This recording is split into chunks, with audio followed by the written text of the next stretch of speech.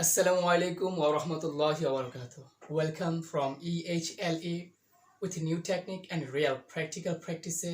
আমি সাকিবিন হক আপনাদেরকে আমার মেথড, আমার পড়ার technique, everything is going to share আপনাদের শেয়ার করতে যাচ্ছি। তো আমি যেখান থেকে আপনাদের ক্লাস দেব অর্থাৎ যে ইনস্টিটিউট থেকে সেটা হলো EHLE। EHLE হলো ইজি হেডওয়ে লার্নিং ইংলিশ। আমার YouTube channel EHLE easy Headway learning English WBM। যাই হোক, তো আজকের ক্লাসটি হলো ভার্ব নিয়ে। আজকের ক্লাসে আমরা কি শিখতে পারবো? ভার্ব। তো ভার্ব শেখার আগে বলতেছি, আমরা ইংরেজি শিখতে গেলে আমরা লিসেনিং বলেন, স্পিকিং বলেন, রাইটিং বলেন, যাই কিছু বলেন, আপনি অবশ্যই বাক্য মেকিং করতে হবে। লিখতে গেলেও বাক্য তৈরি করতে হবে, স্পিকিং করতে গেলেও বাক্য বলতে হবে, রাইটিং লিখতে গেলেও, তারপর লিসেনিং শুনতে গেলেও কোনো একটি বাক্য শুনবেন। তো এই ক্ষেত্রে দেখা যায় প্রত্যেকটা সেক্টরে আমরা বাক্য দেখবো, বলবো, শুনবো, লিখবো, এই জাতীয়। তো বাক্য তৈরি করতে অবশ্যই আমার কি লাগবে? সাবজেক্ট লাগবে, ভার্ব লাগবে, অবজেক্ট লাগবে। ক্লিয়ার?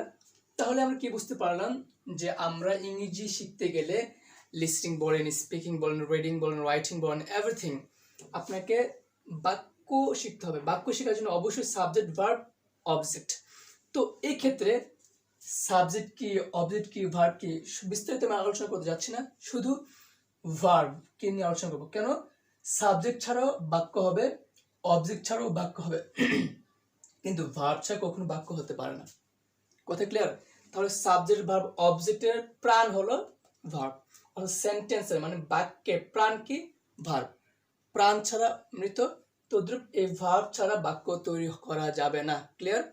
তাহলে আমরা যে কোনো বাক্য করব, অ্যাসার্টিভ বলেন, নেগেটিভ বলেন, ইন্টারগেটিভ বলেন, ইম্পেরেটিভ বলেন, অবজেক্টিভ বলেন, এক্সক্লেমেটরি বলেন, যাই বলেন, প্রত্যেকটা বাক্যের মধ্যে অবশ্যই কি থাকতে হবে? ভার্ব থাকবে। ভার্ব ছাড়া বাক্য হবে না। প্রথম ধারণাটা ক্লিয়ার যে কি ছাড়া বাক্য হবে না? ভার্ব ছাড়া। সাবজেক্ট ছাড়া হবে, অবজেক্ট ছাড়া হবে। কথা ক্লিয়ার? এবার আসুন তাহলে এই ভার্ব কত প্রকার? আপনি যত প্রকার বাক্য দেখেন, লিখেন, শুনেন, listening, speaking, reading, writing, every সেক্টরে অবশ্যই এই ভার্ব তিনটি থাকবে। তিনটি যে কোনো একটি থাকবে।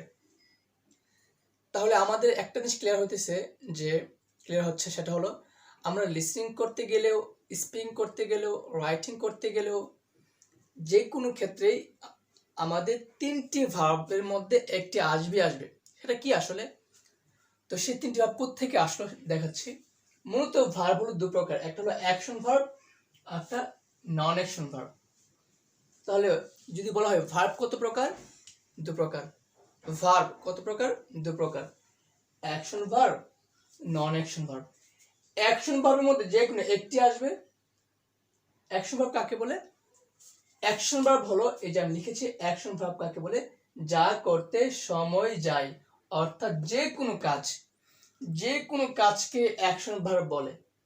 কথা ক্লিয়ার? অ্যাকশন ভার্বের মধ্যে আমি দেখেন অনেকগুলো কাজ লিখেছি।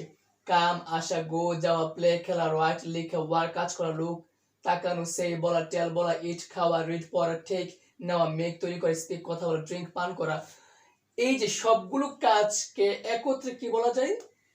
Action verb. তো অ্যাকশন ভার্ব মানে কি? যে কোনো কাজ যা করতে সময় যায়। আর অ্যাকশন ভার্ব হলো সবগুলোকে একত্রে আমরা অ্যাকশন ভার্ব বলে থাকি। কিন্তু আবার ভিন্নভাবে গোটাকে আপনি গো ভার্ব বলতে পারবেন, কামটাকে কাম ভার্ব, প্লেটাকে প্লে ভার্ব, টেলটাকে টেল ভার্ব, ড্রিঙ্কটাকে ড্রিঙ্ক ভার্ব, ওয়ার্কটাকে ওয়ার্ক ভার্বও বলতে পারেন। তবে সবগুলোর একত্রে নাম কি? Action verb. ক্লিয়ার? এবার আসেন, প্রথম প্রকারটা হলো অ্যাকশন ভার্ব। ভার্ব দু প্রকার। প্রথমটা হলো কি? Action verb. দ্বিতীয়টা হলো নন অ্যাকশন ভার্ব। আর নন অ্যাকশন ভার্ব হলো মাত্র দুটি, এক হ্যাভ ভার্ব, দুই বি ভার্ব।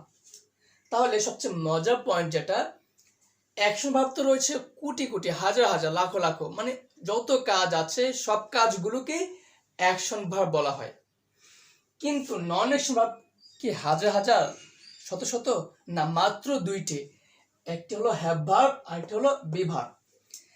তাহলে আমরা যে কোনো বাক্য লিখবো, বলবো, শুনবো, প্রত্যেকটা বাক্যের মধ্যে হয়তো যে কোনো একটি অ্যাকশন ভার্ব মানে যে কোনো একটি কাজ ভার্ব আসবে, অথবা যে কোনো একটি হয়তো হ্যাভ ভার্ব অথবা বি ভার্ব, এই দুটির মধ্যে একটি যে কোনো থাকবে।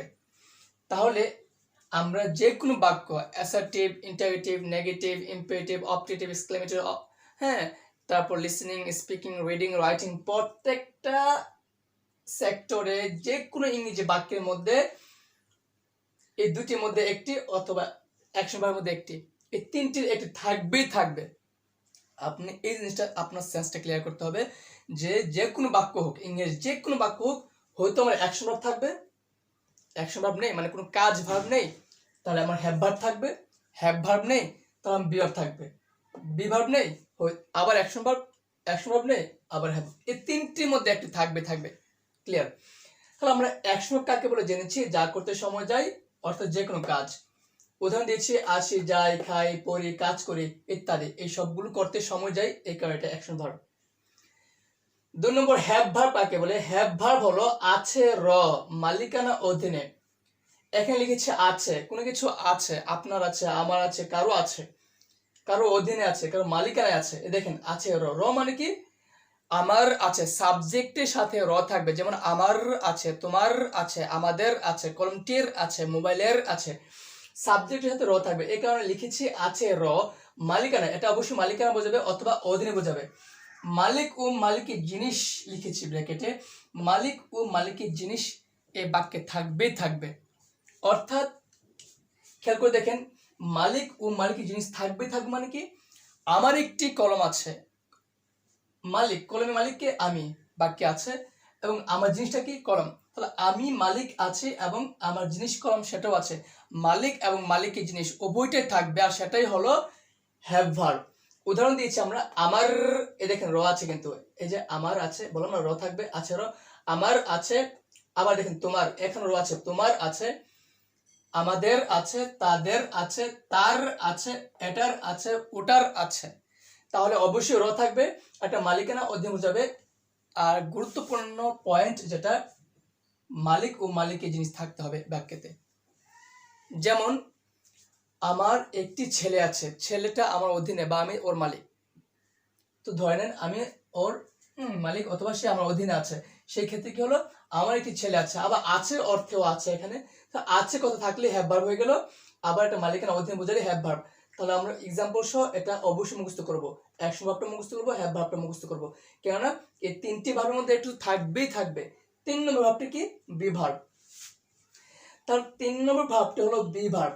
বি ভার্ব মানে হলো এই অ্যাকশন ভার্ব মানে কোনো কাজ ভার্ব নাই অথবা কোনো মালিকানা ভার্ব নেই, এই দুইটি ভার্ব ছাড়া যে কোনো বাক্য আসবে, যে কোনো ভার্ব আসবে, সেটা হবে বি ভার্ব।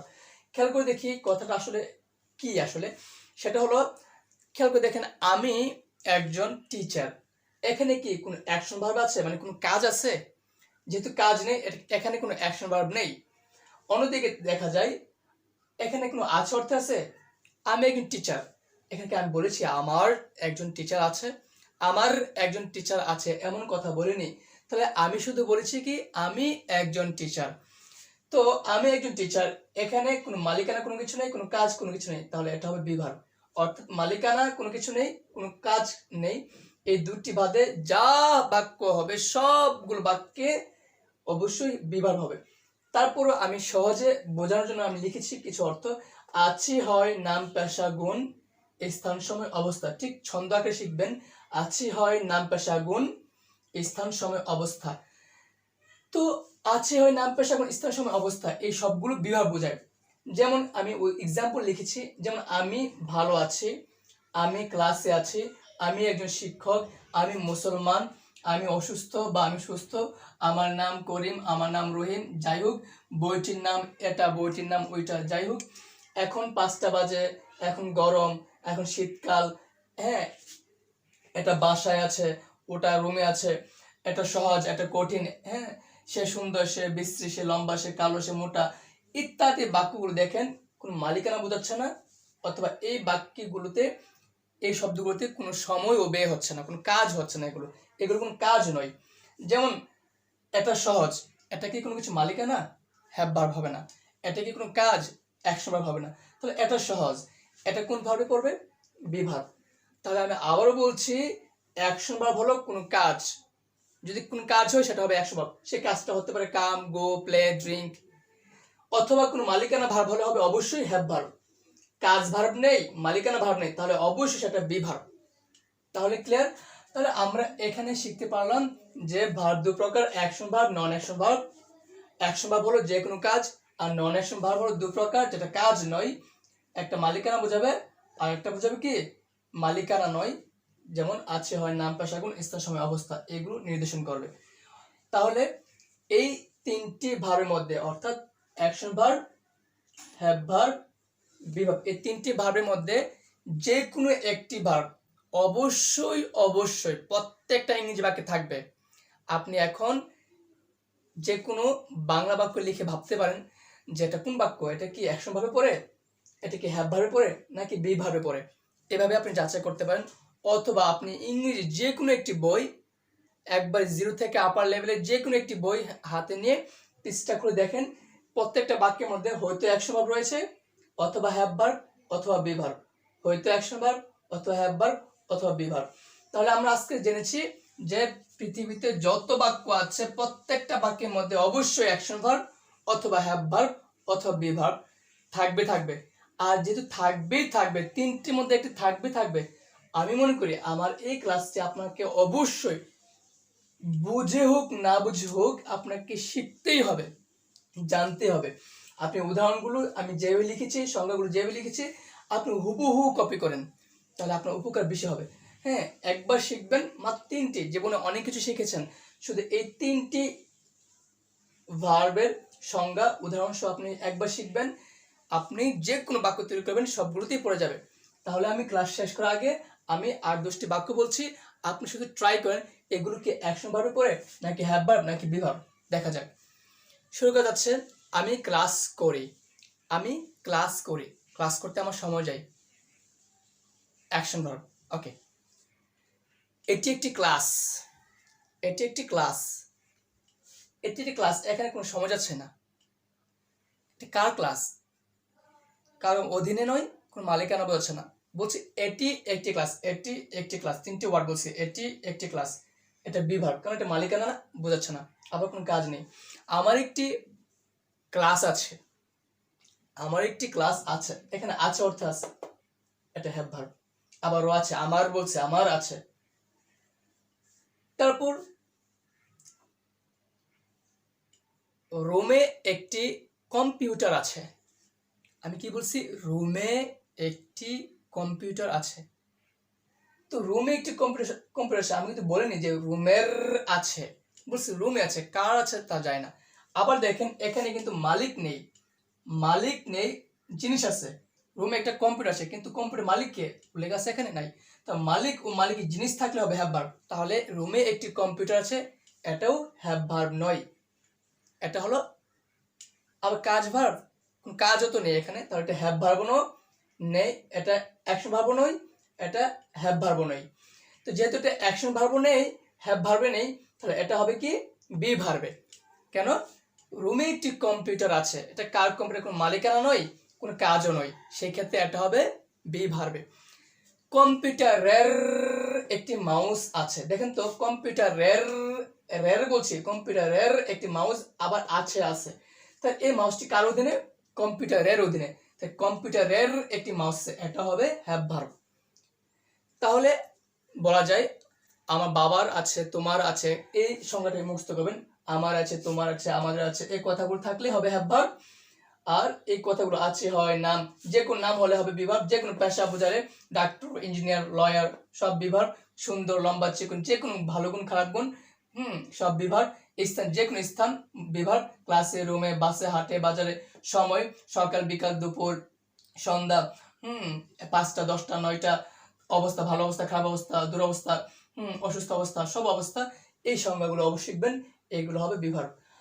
আজকে ক্লাসটি আপনি অবশ্যই কপি করবেন, সেইভাবে হোক ব্রেন ঢুকাবেন, তাহলে আপনি যে কোনো বাক্য তৈরি করতে যাবেন অবশ্যই সে বাক্যের মধ্যে এই 3টে ভার্ব পেয়ে যাবেন, আর এই 3টি ভার্বের সাহায্যে আপনি বাক্য তৈরি করতে পারবেন। আজকে আমরা শুধু ভার্বের ধারণা দিয়েছি, ইনশাআল্লাহ আস্তে আস্তে আমাদের class by class, step by step আপনাকে আমরা সবগুলো সিস্টেম জানিয়ে দেব বা টেকনিক অথবা যে নিয়ম রয়েছে সেগুলো আপনাদের সাথে শেয়ার করব। ইনশাল্লাহ আপনারা সবাই উপকৃত হবেন। আজ এ পর্যন্তই। পরবর্তী ক্লাস দেখার জন্য সবাইকে আমন্ত্রণ জানাচ্ছি। আর অবশ্যই আমার ফেসবুক পেজ SG মেথড, এই পেজটি লাইক, শেয়ার, কমেন্ট করবেন। আর ইউটিউব চ্যানেল EHLEWBM চ্যানেলটি সাবস্ক্রাইব করবেন। পরবর্তী ক্লাস পর্যন্ত সবাই ভালো থাকেন, সুস্থ থাকেন। আল্লাহ হাফেজ। আসসালামু আলাইকুম রহমতুল্লাহি ওয়া বারাকাতুহু।